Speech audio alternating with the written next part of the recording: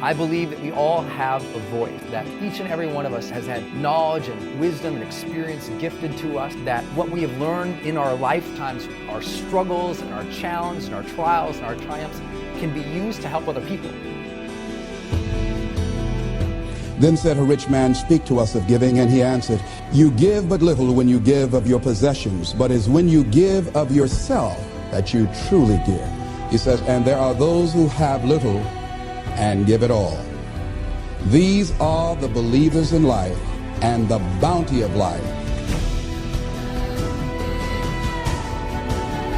If you make it your business how you give your life, to give the best that you have, to give love, to give encouragement, to give help, to give support, if that's what your life is about, whatever you put out here, ladies and gentlemen, I guarantee you it's going to come back.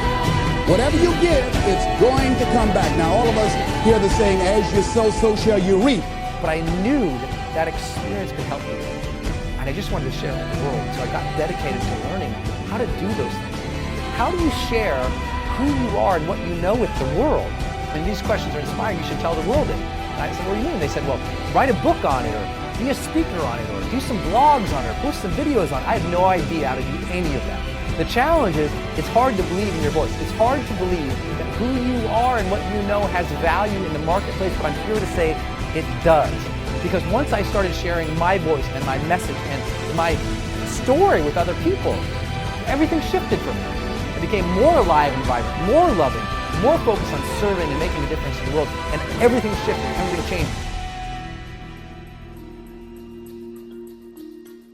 They don't believe that they have anything to offer. They can't see themselves having the capacity to give. They don't see themselves as an opening for the universe to work through. So if you begin to look at this new era that we're in, begin to see yourself as an opening for the universe to move through, to work through, to make a difference in life. See yourself being used by life to improve the quality of life, to expand and to grow.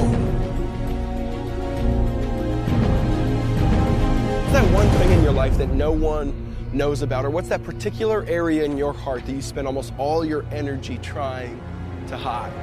To be truly human is to be truly known, and someone who hides can't be known.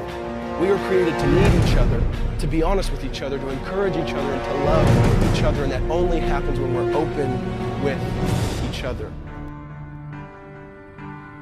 It was hard, ladies and gentlemen, coming to speak to people. And I was facing financial difficulties in my own life. I was behind on my bills and my dreams, and I'm saying to them, you can live your dream. It was hard, ladies and gentlemen. It was very difficult to pick myself up each day believing that I could do it. There were times that I doubted myself. Reading a book, John Powell. Well, I'm afraid to tell you who I am because you might not like me, and that's all I've got. Line in there, I love to quote, we are made by those who love us and by those who refuse to love us. As I talk to you right now, you're looking at a lot of people up here, ladies and gentlemen. It's not just Les Brown standing here. A lot of people have contributed to make me who I am right now. None of us are here because of our own doing. All of us have had life to contribute to us. Many times complete strangers. Just imagine, if you please, we had a circle and people are standing around in this circle. And let's say we were given a bucket of love. And then I pass it to the person to the right, and they pass it to somebody else, and they pass it to somebody else, and they pass it to somebody else, and they pass it to somebody else, and it comes back to me. One of the great things about giving is that as you give, you're going to receive. What we want to do is keep the flow going, keep the flow going. If anybody gets the bucket of love and stops and holds it there, all of us suffer. They've short-circuited the flow. They've stopped what was going on, the energy that was going around.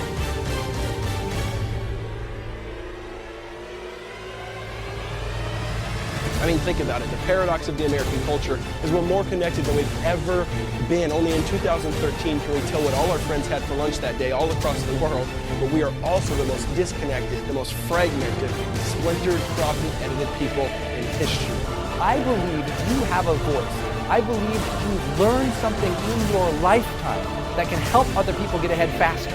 And I believe if we can just teach you to position and package that knowledge and information and who you are in the marketplace, we can also help you reach millions of people, to inspire other people. Because what is life about? Why are we all here? Are we here for ourselves? Or are we here to serve and help other people? If we're here for other people, I say, let's do that. Let's not let our small businesses or small backgrounds make us small-minded or limit our future.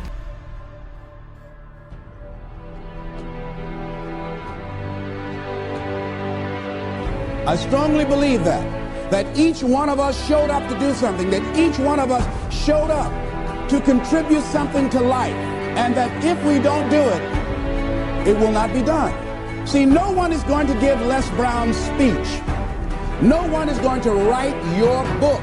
So that who you are and what you're going to do in life can help other people. You can become what we call an expert. You can become somebody who inspires and instructs other people on how they can improve their lives based on what you've learned in your life, on how they can grow their businesses or do better in their careers based on how you've done in your business or in your career. And yes, I know what you're thinking. It's scary to be honest. It's scary to be open. In fact, sometimes the person on the other side will reject us. They will hurt us, or they'll make us want to crawl back into our isolated cave. But joy is at stake, and it only happens when we let the guard down. Because if you want to know the true depths of joy and the true reality of love, then you have to be honest, open, and transparent. Again, C.S. Lewis said it best, and I'll end with this. He said, to love at all is to be vulnerable. Love anything and your heart will be wrung and possibly broken. If you want to make sure of keeping it intact, then you must give it to no one, not even an animal.